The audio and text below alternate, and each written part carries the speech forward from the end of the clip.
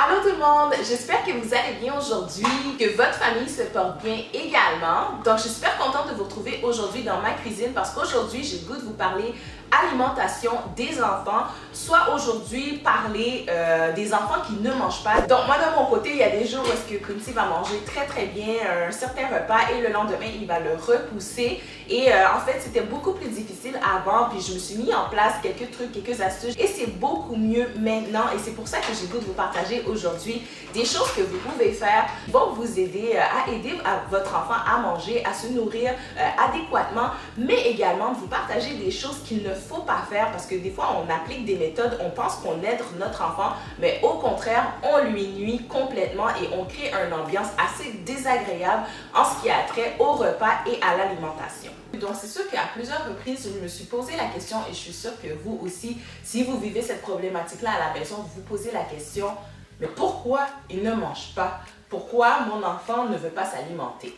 Eh bien, il y a plusieurs facteurs, il y a plusieurs raisons. Tout d'abord, en commençant par le gabarit de votre enfant. Si votre enfant est un enfant de petit gabarit, un enfant de petite taille, ça se peut qu'il mange beaucoup moins que d'autres enfants du même âge. Tout comme les autres enfants, ces enfants-là vont venir écouter leur faim et vont vraiment manger les quantités qui correspondent à leurs besoins. Donc, parfois, pour nous, ça va sembler être de très petites quantités qui sont vraiment pas suffisantes pour eux, mais eux sont vraiment les meilleurs à savoir qu'est-ce qui est suffisant pour eux. Il y a ensuite les enfants qui grignotent beaucoup trop entre les repas, ce qui va venir couper la faim lors du moment venu de manger le plat principal. Donc des fois on n'y fait pas trop attention et puis on s'en rend pas compte, mais donner trop de collations aux enfants entre les repas peut être une des raisons du pourquoi que votre enfant s'alimente moins. On a aussi les enfants qui préfèrent tout simplement jouer et qui trouvent que l'heure du repas est une perte de temps. Donc ils préfèrent couper sur le moment du repas pour privilégier les moments de jeu. Il y a certaines choses également qui sont très importantes à savoir pour pouvoir bien s'enligner et pour pouvoir travailler en équipe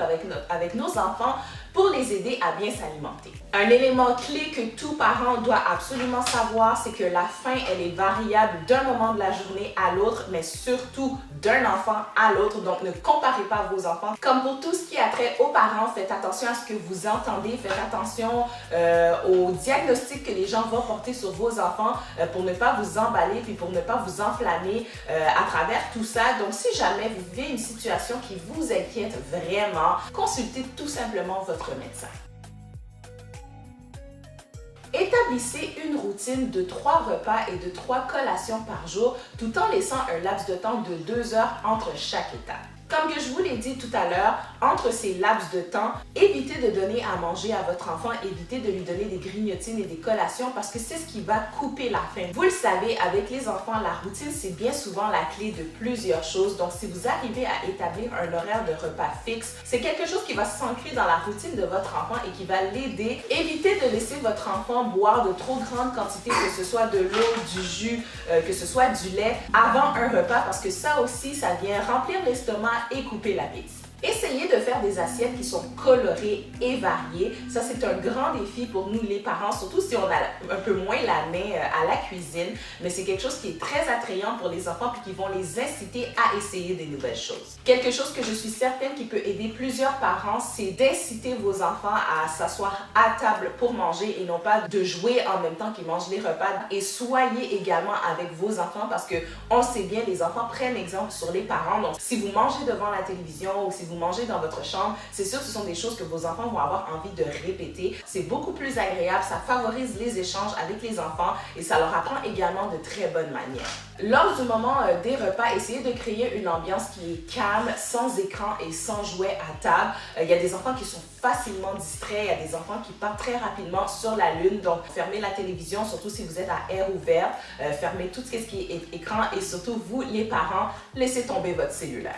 Une dernière petite chose que j'ai faite tout dernièrement, et c'est d'acheter des jouets en forme d'aliments. Donc moi, je me suis procuré ce petit panier-là qui est plein d'aliments. Il y a au moins une 50aine d'aliments là-dedans. Et ce que ça fait en fait, c'est que ça permet à votre enfant de jouer avec les aliments et ça lui permet également de les découvrir. Donc moi, je me suis procuré ce panier-là chez Walmart et puis comme vous voyez, c'est plein d'aliments. Ça va lui permettre de nommer les aliments, de jouer avec, de voir exactement ce que c'est. Vous allez pouvoir faire avec lui des combinaison de repas. Et après ça, votre enfant va pouvoir faire le lien lorsque vous allez lui servir ces aliments-là dans son repas. Il va pouvoir faire le lien avec les jouets qu'il a à la maison.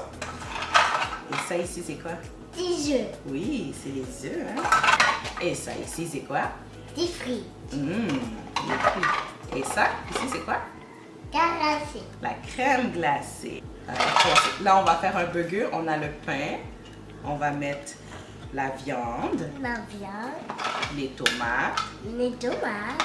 La salade. La salade. Et on ferme notre burger. Comme ça, on a un burger.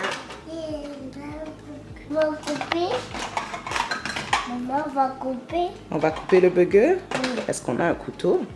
Si on passe maintenant aux choses qu'il ne faut pas faire, les choses qu'il faut éviter de faire, on peut avoir tendance à penser que lorsque notre enfant refuse de manger un repas, et surtout lorsqu'on est inquiet et on voit que notre enfant ne mange pas, c'est de créer des repas autres pour cet enfant-là qui est difficile, mais c'est à ne pas faire.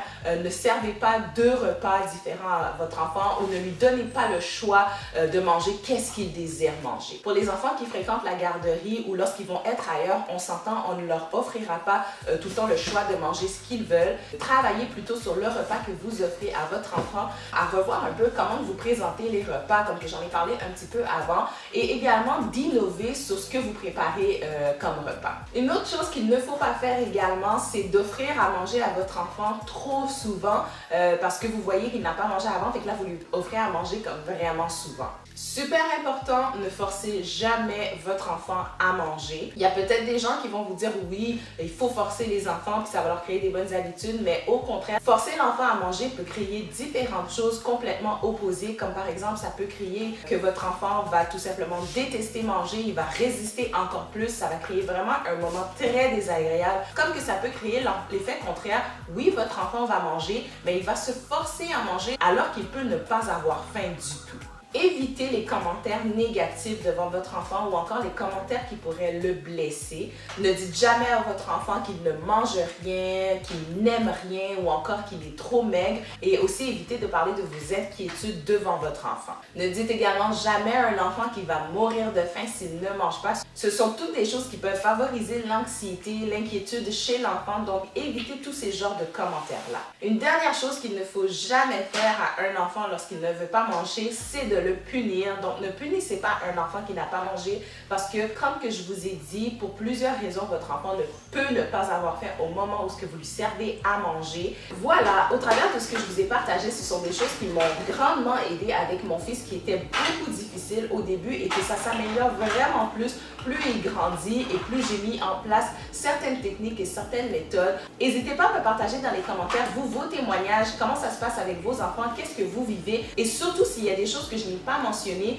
que vous avez appliquées à la maison, qui vous ont aidé avec vos enfants, mettez-les dans les commentaires pour que d'autres parents puissent les voir et pouvoir les appliquer à leur situation personnelle. Encore une fois, je vous répète, n'hésitez pas si c'est une situation que vous trouvez difficile à la maison, qui vous inquiète, de consulter votre médecin pour pouvoir avoir de l'aide externe. Et puis vous allez voir, oui, c'est une période qui est à passer, qui peut être difficile, mais que vous allez finir par passer, inquiétez-vous pas. D'ici ma prochaine vidéo, je vous envoie une belle dose d'amour. Portez-vous bien et je vous dis à la prochaine. Ciao tout le monde!